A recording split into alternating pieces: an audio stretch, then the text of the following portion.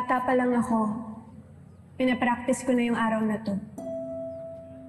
Kung paano ako mamarcha, kung paano ko kukunin yung diploma. Pati na rin kung paano ko susuotin yung mga medal ko. Iniisip ko na graduation ko yung pinakamasayang araw ng buhay ko. Pero, higit sa parangal na to, ang tunay na award ay yung pagmamahal na bigay ng mga magulang natin. Yung sasabihan ka nila ng, anak, proud ako sa'yo. Anak, mahal kita. Tay, alam ko kung gaano ka nagpakahirap para maigapang ang pag-aaral ko. Kaya kahit nawala ka dito ngayon, para po sa inyo to. Lahat ng achievement ko para sa inyo. Kawawa naman. Wala yatang kasama. Hindi ata dumating ang tatay niya. Nay, kahit lumaki po ako nang wala kayo sa tabi ko, kayo po yung nagsilbing inspirasyon para marating ko lahat ng to. Kaya na kung nasan man po kayo, tulad na yun. Valedictorian na po ako. Sana proud po kayo sa akin. Sana umuwi na po kayo. Balikan niyo na po ako.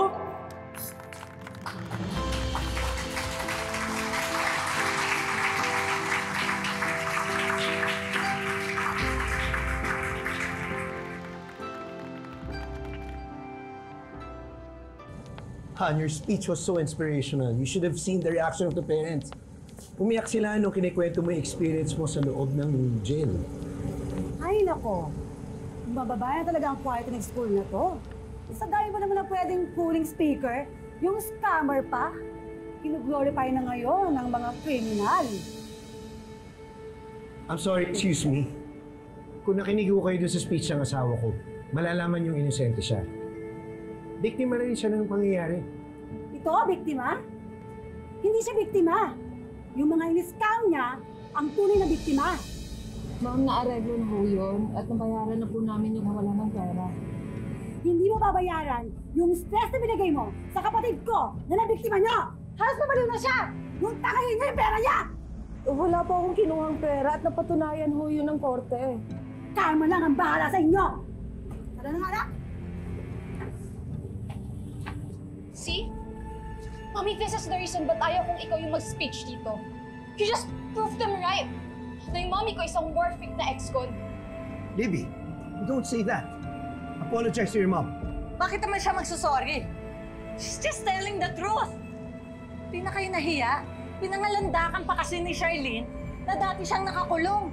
Nakakahiya tuloy, ang baba tuloy ng tingin ng mga tao dito sa pamilya natin. I hate this family! Libby! Libby! Libby, come back! Kita niyo na! Pupuntahan ko siya. Anak! Patingin nga! Oo, isa pa. Gusto ko yung maganda ako tapos i-upload mo sa FB para maraming likes! Si Mama. Yan. Yan! Oh. Ganda! Upload mo kagad yan, ha? Grabe, no? Matiis talaga siya ni Mang Dado. Amo, ano kaya kung kayo muna yung kunwaring nanay ni Princess? Why not? No?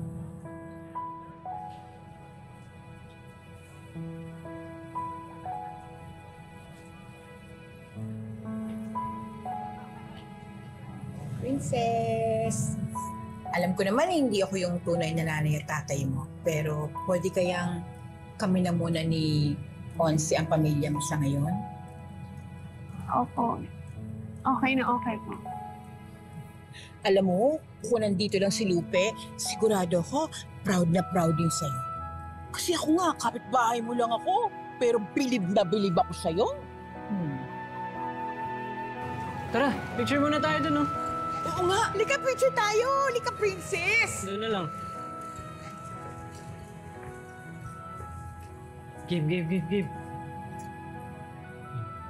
1, 2, 3, keso! Isa pa. 1, 2, 3, keso! Oy, mga mami, hali kayo. Join kayo sa amin. Mga mami. Congrats ha, naiyak kami sa speech mo. Kunwari, kami na muna nanay mo.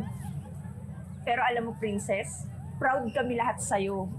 Oh, picture muna ulit tayo. Game. Picture. 1, 2, 3.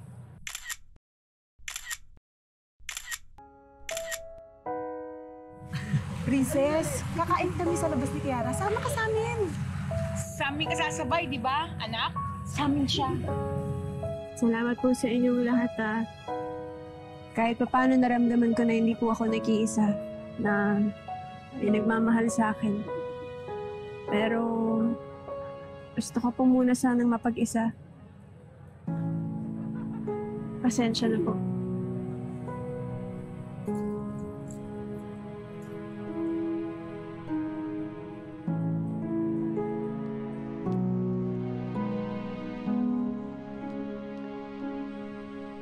Please, Tay, sabihin niyo na sa akin yung totoo. Si nanay po ba yung nagpapadala sa akin ng mga to o kayo? Siyempre lang. May we call the parents of Miss Princess Pascual on the stage.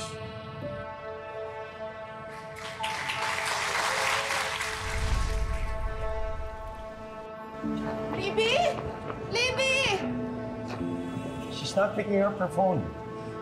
Tumawag rin nga ako sa bahay eh. Wala rin sumasagot. Kasalanan mo to, Charlene eh. Ma, this is not the right time para magsisihan tayo. Han, punta mo na kayo sa car. Hahanapin ko lang siya doon. I'm on my way to the party. Iniwan ko na si Mami. I'm so pissed.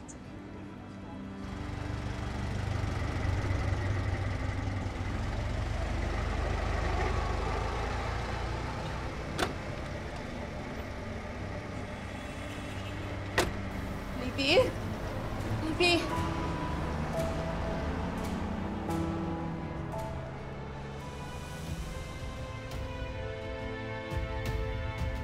Sorry po, hindi ko po kayo nakita. Sorry, hindi rin kita nakita.